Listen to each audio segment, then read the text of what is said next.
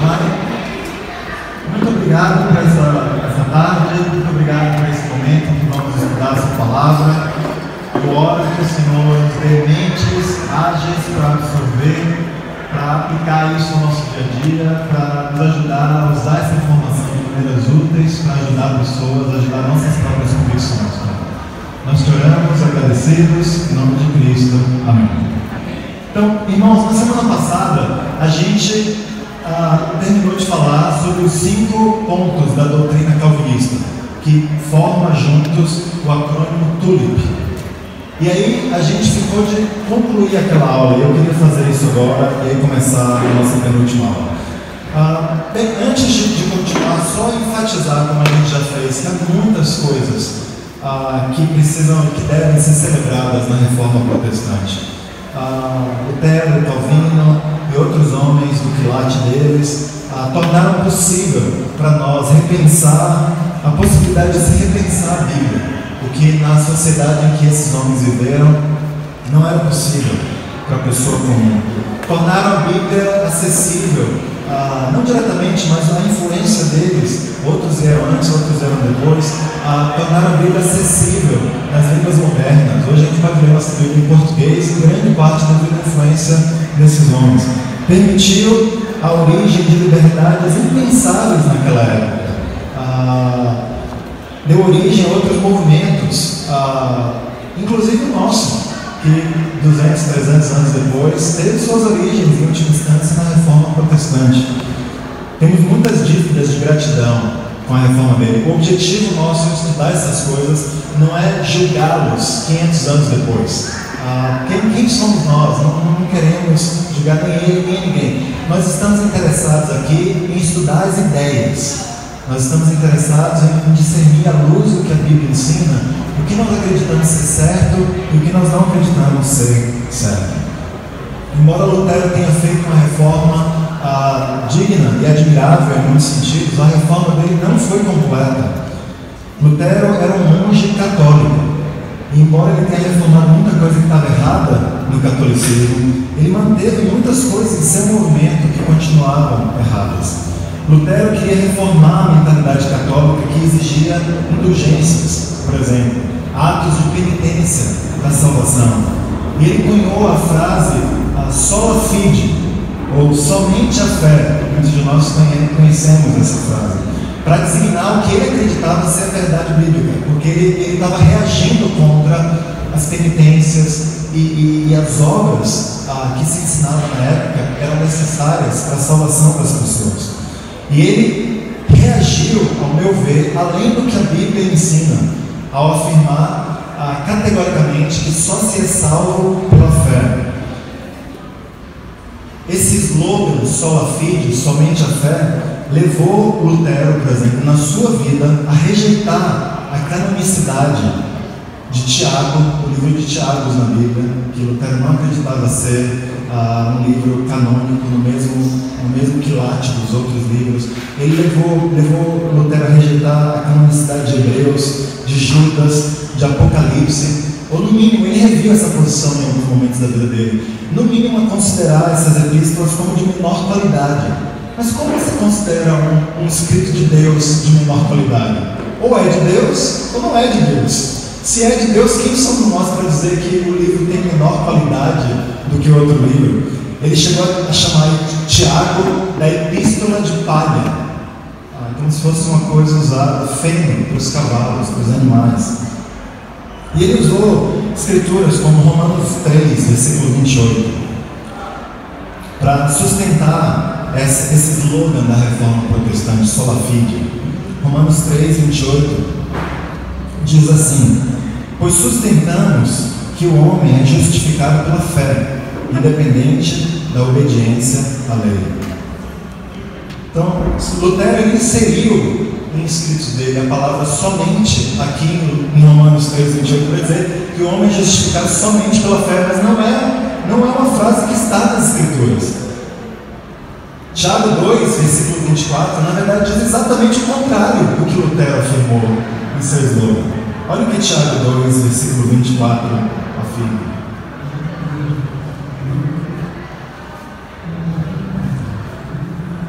vejam que uma pessoa é justificada por obras e não apenas pela fé. Assim, essa doutrina de que nós somos justificados somente pela fé, ela não é bíblica. Certamente as nossas obras, como já dissemos isso ao longo de todas as aulas praticamente, nossas obras não compram nossa salvação. Não há nada que nós podemos fazer para sermos salvos. Mas as obras de uma pessoa são evidência absolutamente essencial para se constatar que existe uma fé salvífica. Ou seja, sem obras não existe salvação. Porque quando há salvação, necessariamente vão haver obras que mostram que essa salvação é verdadeira. Faz sentido? E Lutero nega, na doutrina pelo menos dele, isso daí. Qual que é o impacto disso nas igrejas evangélicas ao nosso redor? Enorme. Porque o batismo, para a vasta maioria das igrejas católicas, das igrejas evangélicas, o batismo para essas igrejas é uma obra. Ou seja, quando a gente afirma, baseado em Atos 2:38, baseado em 1 Pedro, que o batismo é absolutamente essencial e é o momento onde uma pessoa é salva, estudiosos e pastores e mestres afins estão lá rápidos para nos condenar, dizendo que não, o batismo é uma obra. Como que o batismo salva alguém?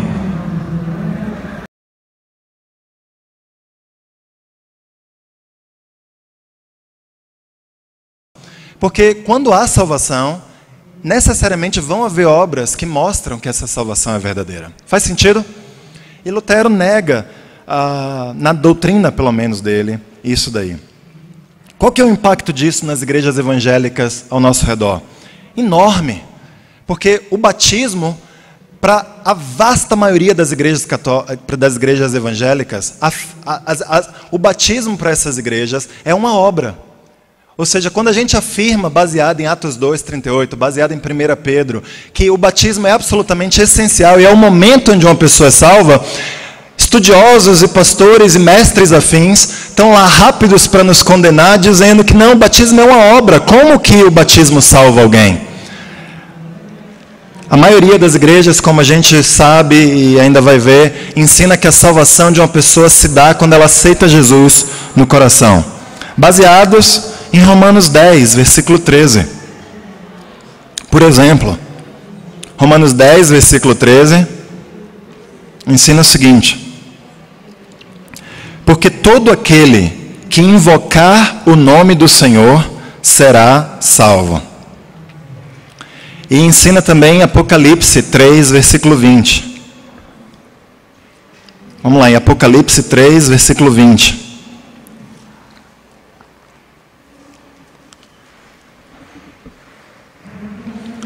A Bíblia diz: eis que estou à porta e bato. Isso é Jesus falando. Se alguém ouvir a minha voz e abrir a porta, entrarei e cearei com ele, e ele comigo. Então, baseados em escrituras como essa, a maioria das igrejas evangélicas afirma que não basta você invocar o nome de Deus, invocar o nome de Jesus. Basta você bater na porta, basta você abrir o coração e aceitar Jesus, e naquele momento Jesus vai passar a fazer morada em você. A igreja batista, eu sei que a igreja batista, existem centenas, talvez milhares de denominações batistas. Eu não quero, mas eu vou falar aqui o que está escrito em uma das associações batistas. E esse ensino, apesar de existirem centenas de associações batistas, é comum a praticamente todas elas. A igreja batista, por exemplo, ensina isso. O batismo e a ceia do Senhor são as duas ordenanças da igreja estabelecidas pelo próprio Jesus Cristo, sendo ambas de natureza simbólica. Isso é o que a igreja batista ensina, por exemplo. Que alguém é batizado não para ser salvo, já é salvo. Aquilo é o símbolo de uma salvação que já ocorreu. Em geral, as igrejas pentecostais afirmam isso. As igrejas ao nosso redor, cada uma da qual existe um canto no nosso bairro, é o que elas ensinam, de que o batismo não é necessário, muito menos o arrependimento. Você é salvo do jeito que você está, independente do que você tenha feito. E a partir dali o Espírito vai trabalhar na sua vida para que você seja santificado. Eu não estou negando aqui, irmãos, não quero passar esse espírito e não gostaria que nenhum de nós tivesse o espírito de olhar de forma arrogante ou de achar que nós estamos certos e eles não estão. Não é o propósito disso aqui. O propósito, novamente, é a gente falar de ideias, a doutrinas, o que se ensina, o que a Bíblia ensina, onde que a gente vai ficar. Quando a gente estiver diante de qualquer ser humano, seja um religioso, seja um não religioso, nós vamos ensinar com muita humildade o que nós acreditamos ser certos, sem nos considerar superiores a ninguém e pedindo a graça de Deus para nossas próprias vidas, para que a gente seja corrigido por Deus, seja lá de qualquer coisa que nós cremos, que também não está de acordo com a palavra de Deus. Amém? Mas, em geral, é o que as igrejas ao nosso redor ensinam, é isso daqui. A gente já falou antes sobre o batismo, um argumento que a gente pode usar para quando alguém fala, o batismo é uma obra, a gente pode usar João 6, você pode anotar, a gente já falou isso antes, mas João 6, versículos 28 e 29. Se o batismo é uma obra, então ter fé é uma obra também. Isso está lá em João 6, versículos 28 e 29, que é uma obra que Deus requer de nós. Jesus ensina, creia naquele que Deus enviou, que é Jesus Cristo.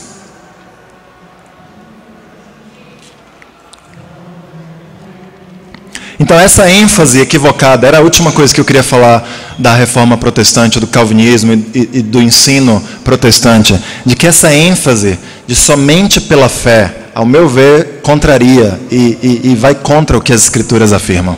Não é somente pela fé, nós somos salvos pela fé. Nós somos salvos somente pela graça. Somente pela graça também era um dos slogans de Lutero, e eu acho que muito mais acertado do que somente pela fé. Somente pela graça. Tem nada em nós que nem o nosso desejo, nem aquela ação que nos fez virar na direção de Deus, nem isso nós merecemos crédito por isso. Então é só pela graça de Deus que nós somos salvos, sim. Mas não é somente pela fé. É pela fé, e essa fé precisa vir acompanhada de obras. Amém? Então, a gente tem alguma dúvida sobre toda a questão do calvinismo, dos pontos, que a gente gostaria de tirar agora, antes de começar outro assunto?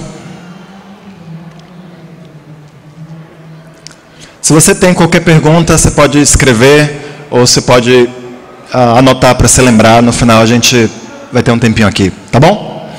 Então, hoje é a nossa penúltima aula. Eu queria falar alguns pensamentos sobre batismo.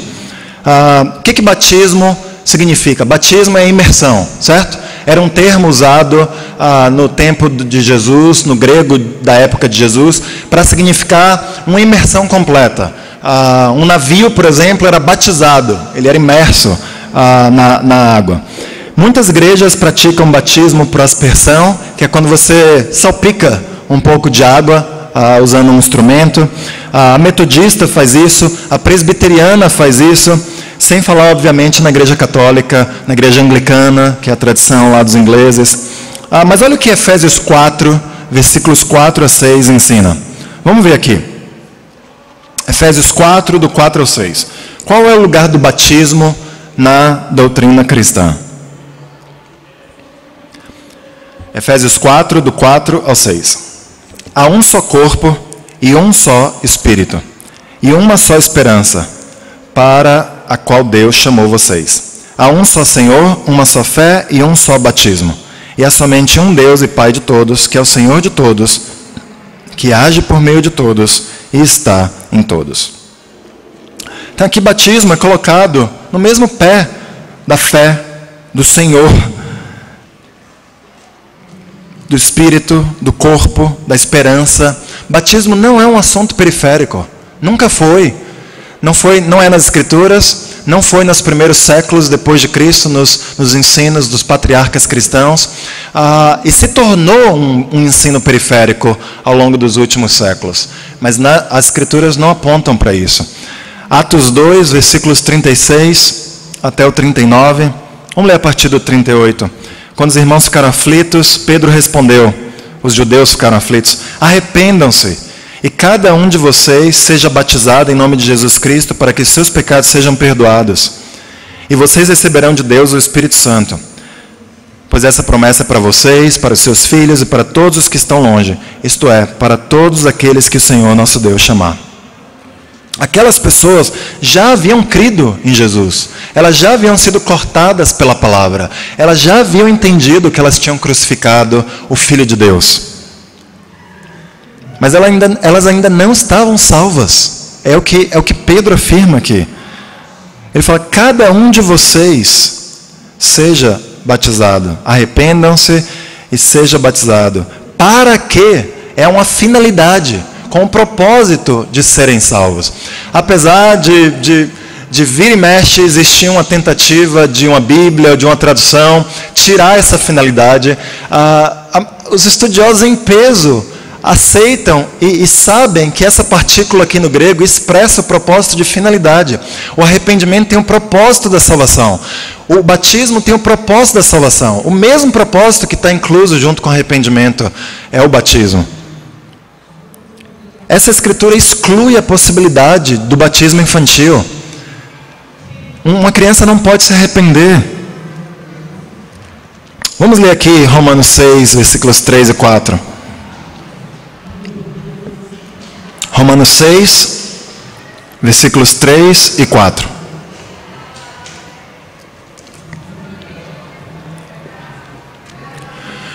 Com certeza, vocês sabem que quando fomos batizados para ficarmos unidos com Cristo Jesus, fomos batizados para ficarmos unidos também com a sua morte.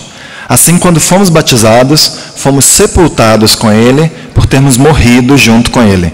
E isso para que, assim como Cristo foi ressuscitado pelo poder glorioso do Pai, assim também nós vivamos uma vida nova. Então aqui, essa escritura é a que mais esmiuça o que acontece no processo do batismo. Quando nós somos batizados, nós somos sepultados com Ele, por termos morrido junto com Ele, e nós somos ressuscitados pelo poder do glorioso Pai. O batismo em si não é um ato miraculoso, como se a água tivesse poder. O poder é obviamente de Deus. O ponto não é dizer que existe algo mágico ou sobrenatural acontecendo no batismo. Não, o batismo simplesmente é a maneira como Deus designou o momento em que alguém seria salvo. O poder vem de Deus. O poder vem de Deus ter designado. É nesse momento que você é sepultado. É nesse momento que você ressuscita. Negar isso é agredir o que Deus está escrevendo aqui nas Escrituras. O batismo é sim o momento onde a pessoa morre e onde a pessoa nasce de novo, de acordo com Romanos 6. 1 Pedro 3, versículo 21. 1 Pedro 3, versículo 21.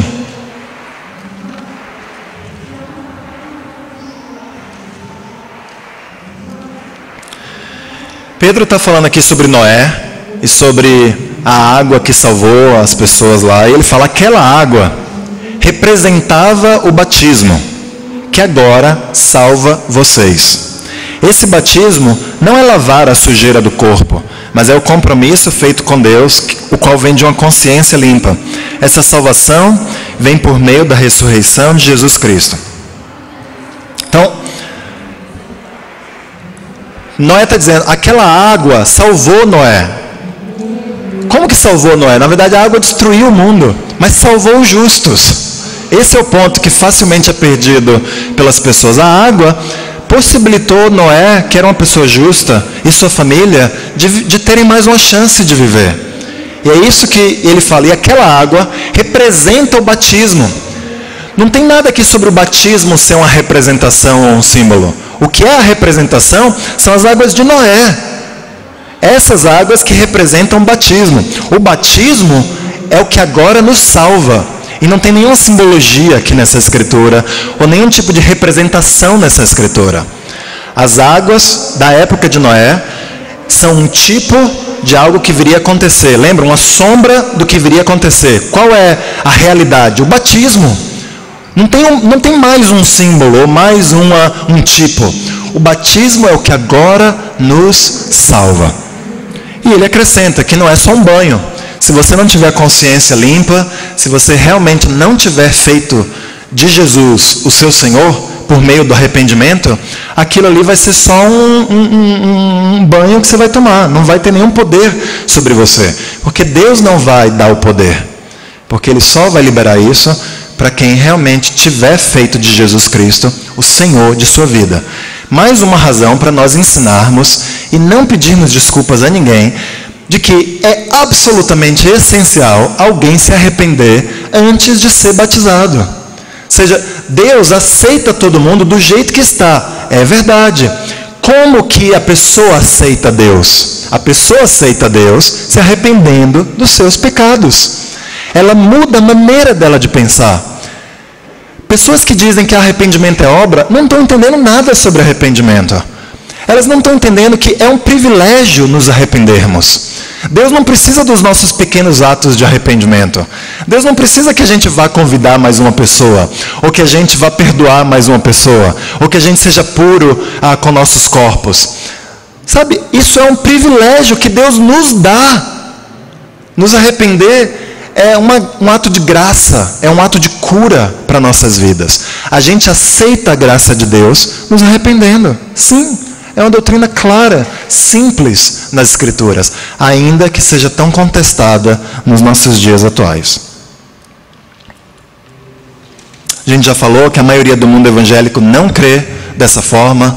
A maioria das pessoas acredita que você pode ser salvo de qualquer jeito, basta você aceitar Jesus no coração, e aí você vai começar um processo que vai durar a vida toda de santificação.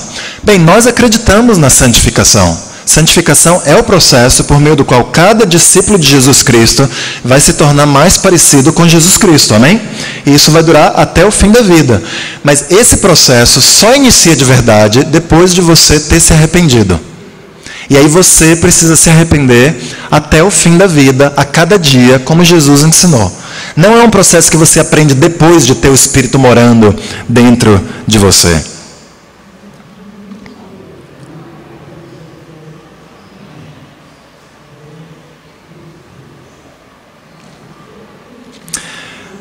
Alguns questionamentos que surgiram até em nossa própria igreja, depois de 2003, será que a gente não espera demais das pessoas antes delas serem batizadas?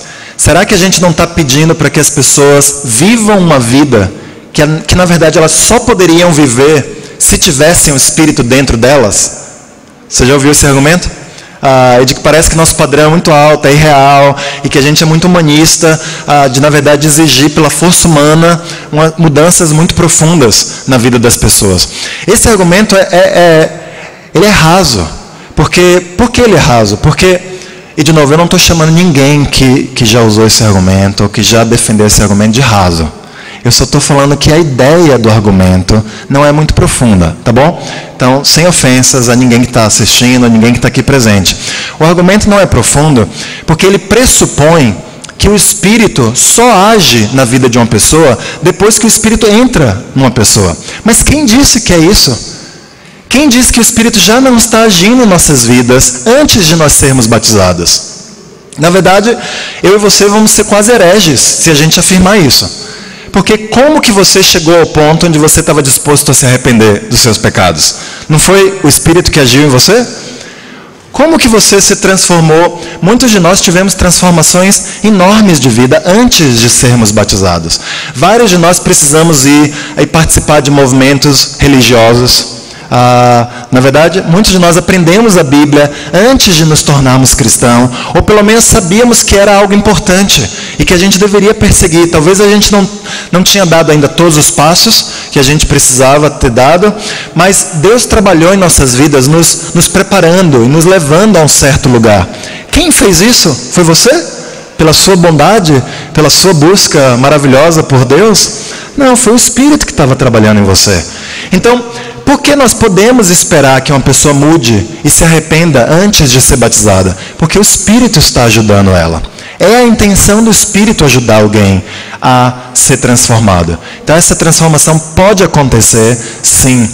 E aí, a partir do batismo, essa pessoa vai ter o privilégio de ter o Espírito morando dentro dela e ajudando ela a continuar fiel e continuar se arrependendo.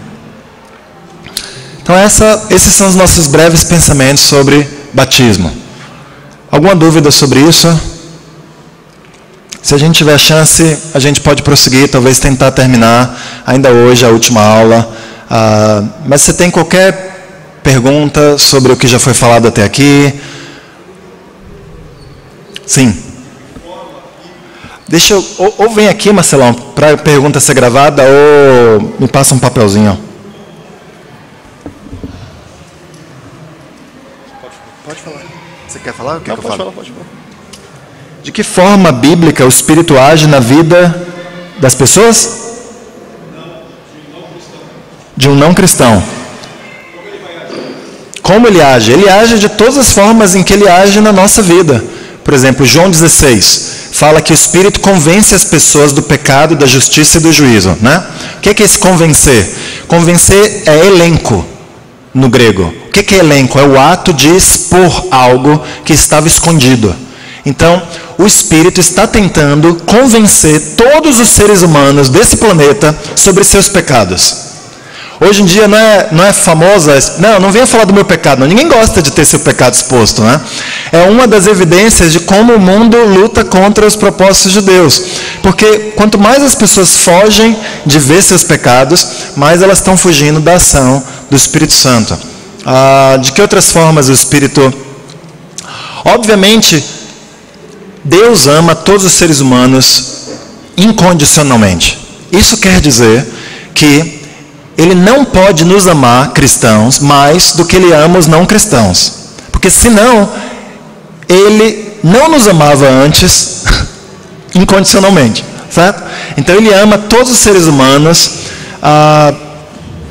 da mesma forma. Qual é essa forma? 100%. Ele ama todo mundo, não pode amar nem mais um pouquinho. Então, mas se eu sou um filho que adora passar tempo com meu pai... e você é um filho que não gosta de passar tempo com seu pai, quem que vai experimentar mais na prática o amor do pai?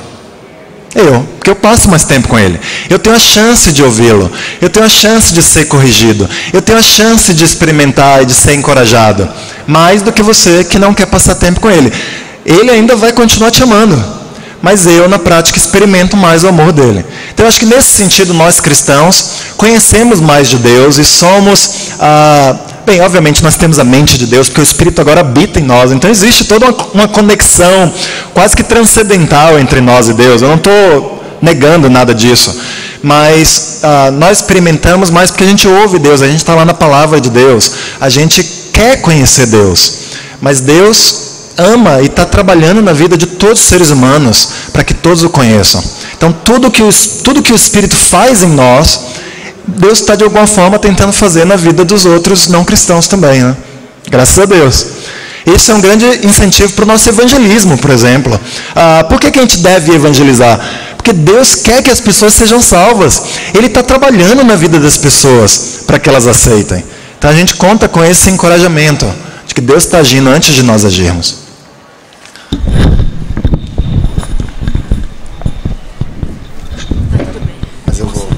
Aquele trecho que fala das pessoas que não foram batizadas, mas que tem a lei escrita no coração, a possibilidade de alguém ser salvo mesmo sem o batismo. Não sei se você quer abordar isso agora, mas acho que uma coisa que a gente era muito enfático. Não sei se... Eu posso abordar. A minha opinião é essencialmente essa. Tudo bem. Eu vou falar o que eu acredito. A Ana está trazendo aqui... Vamos aqui em Romanos capítulo 2.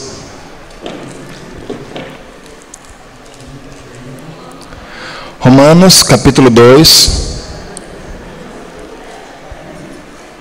no versículo 12.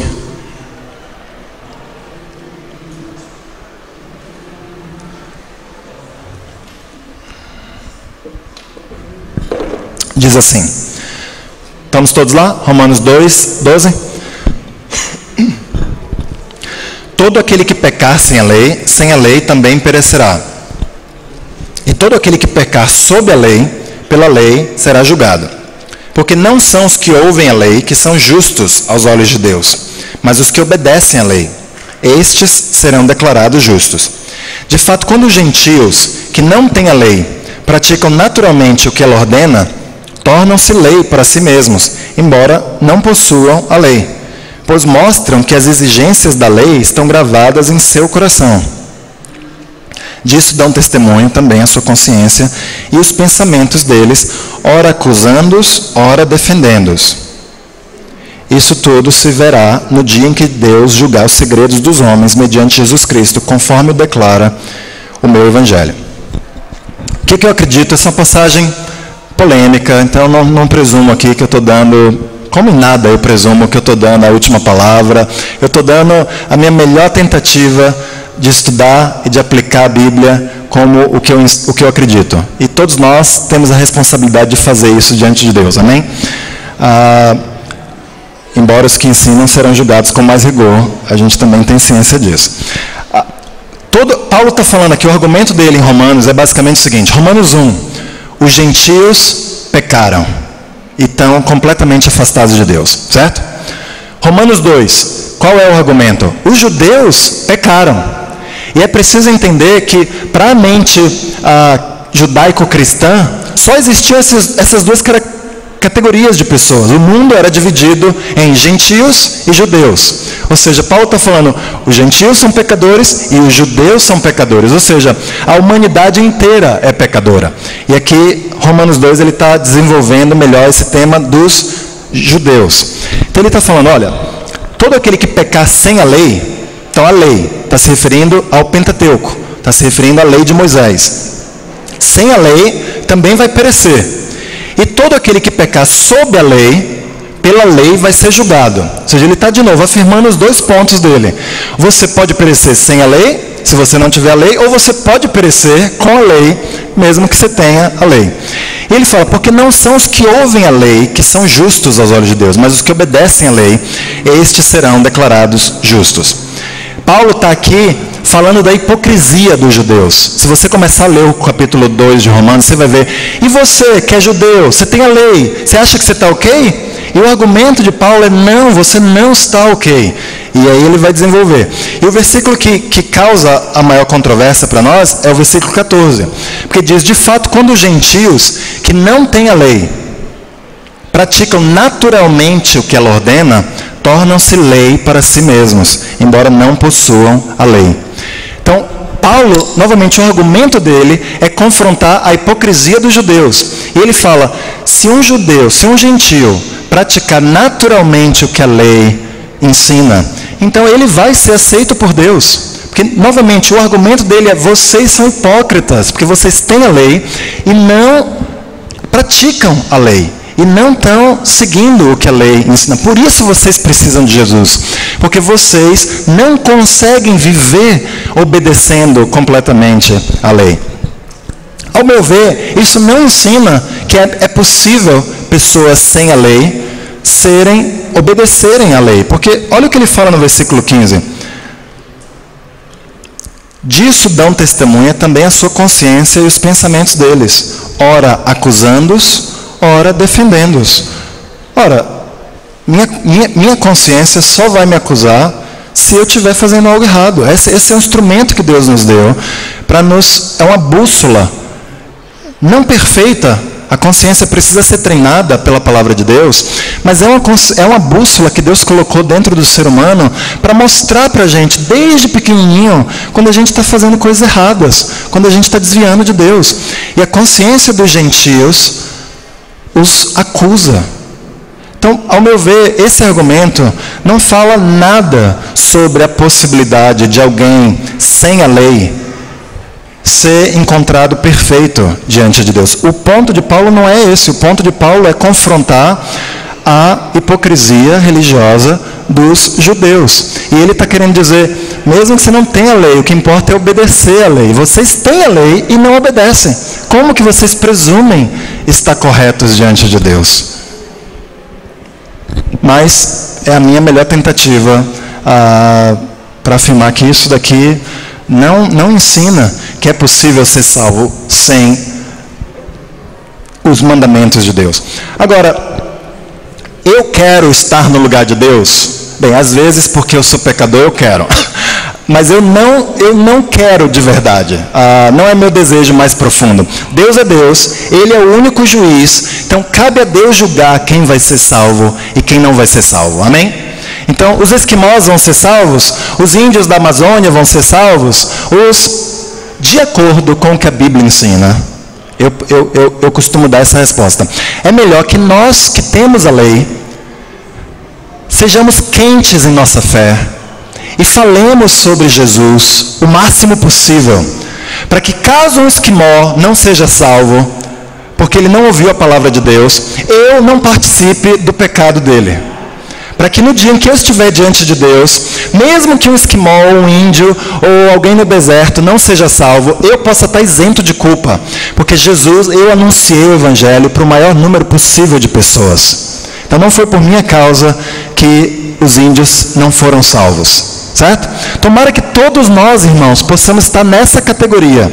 Agora, se Deus quiser salvar um esquimó, ou qualquer ser humano, sem ter ouvido a palavra de Deus, porque ele julgou o coração das pessoas, e ele decidiu pela graça dele salvá-lo, aleluia! Tomara que Deus faça isso com o maior número possível de pessoas. Nós não queremos ser ranzinzas ou guardiões da salvação, amém? Se Deus quiser dar a salvação dele para o mundo inteiro, ótimo. Mas não é isso que a Bíblia ensina. A Bíblia ensina que só no Evangelho alguém pode ser salvo. Então, sem o Evangelho, inúmeras passagens deixam claro que não há salvação. Se Jesus é o único caminho, se é pela fé do começo ao fim que alguém pode ser salvo, então alguém precisa conhecer Jesus Cristo. E é nossa responsabilidade, nossa missão, levar a palavra para o maior número possível de pessoas. Não para a gente viver culpados ou esquizofrênicos, porque não depende de nós a salvação. Deus vai usar ou você, ou vai usar outras pessoas para salvar quem Ele quiser salvar. Agora, é um privilégio nós sermos usados para salvar pessoas. Amém? Então eu gosto de pensar dessa forma. Eu não me sinto pesado porque, ai meu Deus, quantas pessoas não estão sendo salvas, quantas pessoas morreram hoje, porque... Não, acho que isso não é parte da alegria que Jesus tem para nós como cristãos. A gente deveria estar, uau, que incrível que eu sou salvo, eu vou viver mais um dia, eu sei que tem dificuldades no meu dia, mas eu tenho um privilégio de conhecer Jesus Cristo, de viver perdoado, leve dos meus pecados, e eu vou aproveitar as oportunidades que eu tiver para falar desse amor incrível. Eu quero que meus amigos, meus colegas de trabalho conheçam, eu quero levar pessoas que eu nem conheço ainda para conhecê-lo. Essa semana eu tive uma péssima semana de evangelismo. Vamos pegar o chicote e vamos se culpar um pouquinho, ou vamos se... Não vamos fazer isso. Mas, pelo amor de Deus, pare de ter uma semana ruim assim. E comece a sua próxima semana decidida a falar mais de Jesus para as pessoas. Porque é profundo o egoísmo nosso se a gente vive semana atrás de semana sem falar desse amor incrível que nós temos para ninguém. Amém? Então eu acho que é uma perspectiva que muda. Não é para a gente ficar se cortando espiritualmente, ou se delapidando, ou se isso ou aquilo. Mas é para a gente cair em si mesmos e levar isso adiante. Não sei, Ana, se... Mais alguma dúvida, alguma pergunta? Sim, Brunão. Quer vir aqui, Brunão?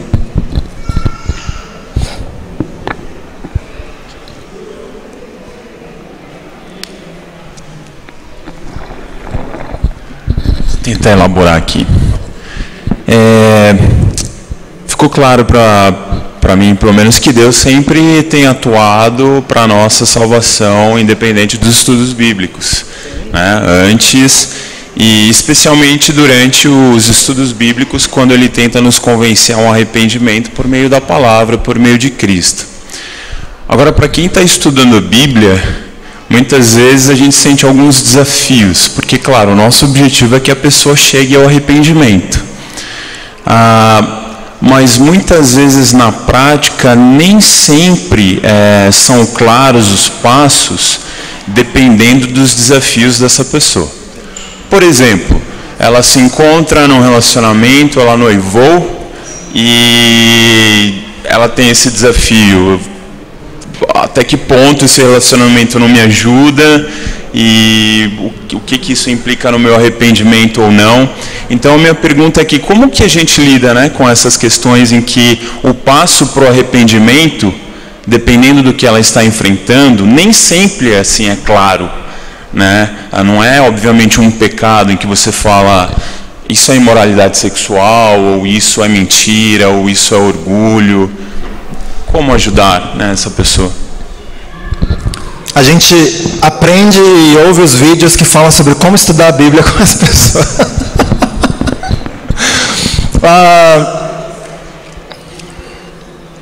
Bem, eu falei isso brincando, mas de verdade eu creio mais nisso do que minha brincadeira. Eu acredito que há uma sabedoria espiritual em como ajudar alguém e ler o coração de alguém. Especialmente vocês que são mais jovens, vocês precisam desesperadamente aprender isso. Porque estudar a Bíblia com alguém não é passar informações. E quando eu falo jovens, eu falo de discípulos jovens, não estou me referindo a você ser jovem na idade. Estudar a Bíblia com alguém, converter alguém, não tem a ver com você passar informações. Senão, vamos pegar o manual, vamos dar de presente para todo mundo que demonstra interesse e fala que toma aqui, daqui a um mês você volta e eu te batizo. E aí, pronto, surgiu alguém convertido. Não é isso. Você precisa ensinar alguém a obedecer. Ensinar alguém a obedecer é diferente de ensinar.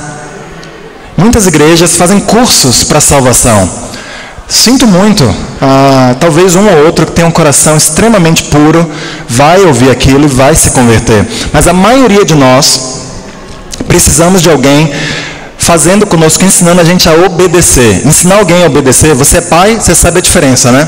Você ensina uma coisa para o seu filho, né? Ele obedeceu?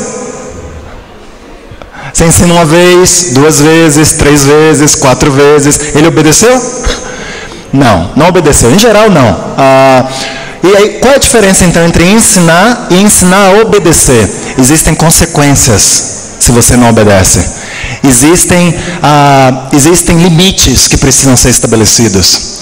Se alguém ouve o estudo de palavra, qual é o desafio dele? Qual é o passo de obediência que ele precisa dar? Qual é? Leia a Bíblia? Quase isso. Estudar a Bíblia, não é ler a Bíblia, amém? As Escrituras nunca falam sobre ler a Bíblia, é sempre examinar as Escrituras. Então você vai lá, por isso que a gente espera sim um caderninho das pessoas. Caderninhos não são antiquados, pode até ser no formato digital, porque a gente é moderno, mas o espírito de escrever, de você ir a fundo com o seu coração, é o espírito que a Bíblia nos chama a ter. Então nós chamamos. Aí você faz esse estudo com alguém. Aí a pessoa chega no próximo estudo e não examinou as Escrituras. Aí você vai tentar de novo, né? Você vai criar um estudo lá, você vai ler outras Escrituras, mas você vai enfatizar isso de novo. Aí chega no terceiro estudo, não examinou as Escrituras. Você vai tentar talvez mais uma vez, no quarto estudo, dependendo se é um amigo, se é sua mãe. Aí você vai tentar muitas vezes. Mas dá para seguir adiante se a pessoa não começa a examinar as Escrituras? Não dá. Você está cometendo Bem, você não está ajudando a pessoa se você segue adiante.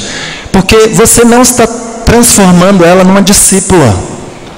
O discípulo precisa pegar a informação e praticar, obedecer. Se ele não obedece, tem algo de errado. Não adianta dar mais informação. Porque se ele não obedeceu aquele tantinho de informação que você já deu, como você vai dar mais informação para ele? Entende? Então você fica ali até a pessoa começar a dar os passos dela. Desculpa, Bruno, eu sei que E aí você chega em várias questões da vida, como as que você está mencionando. Meu Deus, se a pessoa já fosse casada, eu aceitaria ela do jeito que ela está. E ela está noiva, e ela está para se casar daqui a um mês. Eu espero que ela termine o noivado, ela pode... Olha, meu pensamento sobre isso é o seguinte: ler o coração não é uma fórmula que a gente pode obter das Escrituras. Então, se a gente tentar achar o pode, não pode, de cada situação que pode ser pecaminoso ou não, a gente vai se tornar ou um povo legalista, ou um povo superficial, ou alguma outra coisa ruim. Então, nós precisamos adquirir a habilidade de ler corações adequadamente. Porque eu posso encontrar episódios onde a gente permitiria que a pessoa não está com o coração, e eu posso encontrar episódios onde a gente permitiria e a pessoa está com o coração. Então, Eu não quero ser vago na resposta aqui, mas o que eu encorajaria todos nós a aprender é: vamos aprender a ler corações, para que a gente só batize pessoas que estejam quebrantadas e contritas com o seu pecado. Pessoas quebrantadas e contritas, elas vão terminar um noivado no dia do casamento delas, se elas estiverem convencidas de que aquilo é pecaminoso. Mas, se uma pessoa não estiver contrita, ela não termina nem o namoro, que ela começou semana passada. Então, não vamos nessa linha. Vamos manter a estaca até onde a Bíblia vai. A Bíblia exige arrependimento, quebrantamento, contrição. É o que nós precisamos exigir uns dos outros. Qual é a forma que isso assume na prática? Depende da situação, depende do indivíduo. Por isso que a gente deve pedir conselhos, por isso que a gente deve evitar estudar a Bíblia sozinhos com alguém. A gente estuda com 2, 3, para a gente poder orar, para a gente poder discernir. Às vezes eu já perguntei para um estudo com quem eu estava estudando: eu posso falar da sua vida para um outro amigo meu mais espiritual, para ele me ajudar a te ajudar? A maioria das pessoas, eu nunca encontrei alguém que realmente queria ser ajudado e que falou: não fala. Se a pessoa quer ser ajudada, em geral, ela vai permitir. Puxa, pode falar, é um amigo, é 2 amigos, quem são os amigos? É aquele, inclusive, posso chamar ele, inclusive, aí eu envolvo mais alguém, ou eu peço conselhos depois de pedir permissão para a pessoa. E na unidade, Deus vai nos guiando, porque o Espírito quer salvar aquela pessoa. E Ele está nos usando, nos convidou para sermos instrumentos pequenininhos, mas essenciais na salvação daquela pessoa. O Espírito podia salvar qualquer um, né? Num piscar de olhos. Mas Ele decide nos usar. Privilégio para nós. Se Ele nos chamou, Ele quer nos dar as respostas. Ele quer nos guiar para ajudar aquela pessoa. Então eu creio profundamente nisso. Eu creio que a gente deveria tentar evitar o preciosismo, as fórmulas exatas. Agora, ler o coração é essencial, para que você possa discernir se uma pessoa está quebrantada ou não. Certo? Mais alguma dúvida, pergunta sobre isso?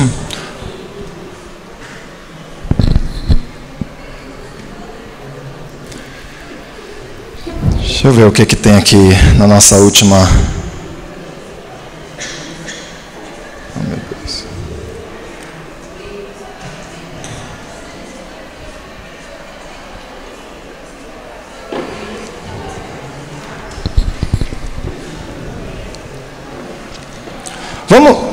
Vocês se animam da gente aproveitar esses últimos 10 minutos para a gente começar o assunto da próxima? Porque aí, se a gente acabar mais cedo, domingo que vem a gente tem mais tempo livre, ou então tem mais tempo para perguntas. Pode ser? Vamos lá em Apocalipse, capítulo 3, versículo 20.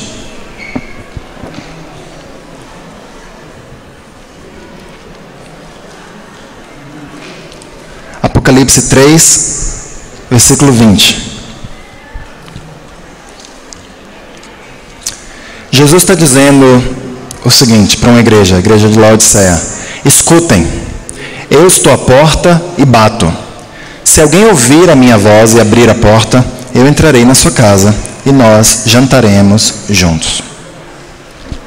Essa é uma das escrituras, essa oração daqui, ou essa doutrina de aceitar Jesus no coração, lá nos Estados Unidos, muito conhecida como a oração do pecador. Essa é uma das escrituras que dão origem a essa doutrina. Essa doutrina começou a ser pregada lá nos Estados Unidos no início do século XIX. É a primeira vez que a história do cristianismo nos dá registro de que isso foi pregado para pessoas. Com quem que Jesus está falando aqui em Apocalipse 3:20? Com os cristãos da igreja de Laodiceia, certo? Esses cristãos, eles estavam bem na fé ou não estavam bem na fé? Não estavam bem na fé, certo? Eles estavam o quê? Mornos espiritualmente. Parecia que estava tudo bem na vida deles, mas na verdade estava tudo mal. E Jesus está falando com eles: olha, eu estou batendo, eu quero entrar na sua vida de novo. Isso nem quer dizer que eles não tinham mais Jesus dentro de suas vidas, mas quer dizer simbolicamente de que vocês têm se afastado de mim. E eu estou querendo entrar de novo. Eu estou batendo na porta. Mas eu não vou arrombar a porta. Mas eu estou batendo, eu quero. Que tal vocês me convidarem de novo para suas vidas? Que tal vocês me colocarem no centro de suas vidas novamente? Essa passagem não é uma fórmula sobre como sermos salvos. Você nota que nessa passagem não se fala nada sobre fé, por exemplo. Tem nada aqui mencionando fé. Não está falando nada sobre confissão de pecados. Não está falando nada sobre batismo. Por quê? Porque esses leitores já tinham se convertido. O ponto aqui é um apelo. Deixa eu entrar de novo em suas vidas. Certo? Completamente tirado de contexto para dizer que Jesus está perto de nós, Ele está querendo entrar, Jesus, então eu vou me entregar ao Senhor. Não, se você nunca se entregou a Jesus, então você precisa seguir os passos que as outras escrituras ensinam que a gente precisa dar para se tornar cristãos. Vamos lá em Romanos 10, versículo 13. Essa é outra escritura de que eu tenho conhecimento, muito utilizada, aqui no Brasil mais utilizada até do que Apocalipse 3, para ensinar de que alguém deve aceitar Jesus no coração e ser salvo. E quando eu falo aceitar Jesus no coração, todos os cristãos verdadeiros aceitaram Jesus no coração, porque é difícil imaginar como você seria salvo em nome de Jesus sem aceitar Jesus no seu coração, certo? O que eu estou dizendo aqui que, ao meu ver, contradiz a Bíblia, é a doutrina segundo a qual, quando você aceita Jesus no coração, sem você se arrepender, sem você ser batizado, você se torna uma pessoa salva. É essa doutrina que eu acredito que contradiz a Bíblia. Então, olha lá em Romanos 10, versículo 13. Todo aquele que invocar o nome do Senhor será salvo. Certo? Então, nós cremos nisso? Claro que cremos. Como você vai ser salvo sem invocar a graça que vem de Jesus Cristo? Você precisa invocar. Agora, isso quer dizer que proferir as palavras, eu aceito Jesus no meu coração, geralmente no meio de uma música muito tocante. Obrigado, Ana. Você se tornou uma pessoa salva? Não. Olha lá em Atos 22, versículo 16. O ponto aqui não é se é por invocar ou não. O ponto é quando a gente invoca o nome do Senhor. Então, é invocando que a gente é salvo. Mas quando que isso acontece? Olha em Atos 22, versículo 16.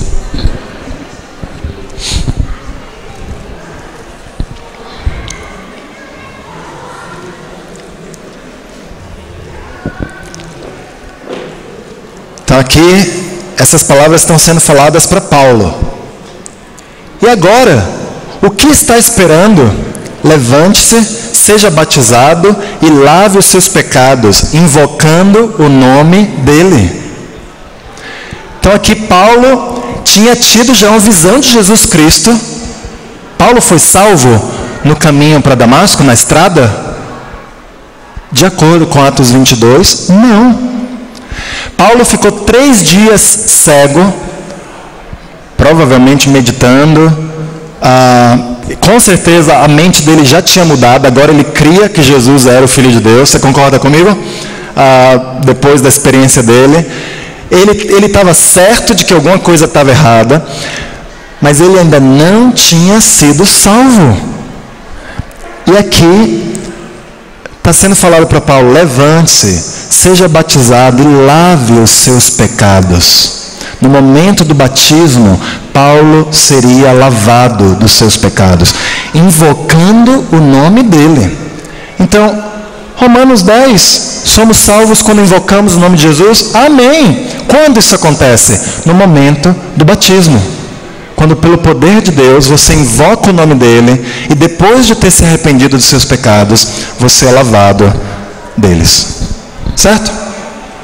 Então, Isso está aqui na Bíblia, até hoje, depois de ler dezenas de livros, comentários, tratados, eu nunca vi uma explicação que pegue essas escrituras, o conjunto das escrituras que falam sobre batismo, que falam sobre arrependimento, e que efetivamente mostrem como que uma pessoa pode aceitar Jesus no coração e ignorar todas essas outras passagens que deixam claro que isso não é possível antes do arrependimento e antes do batismo.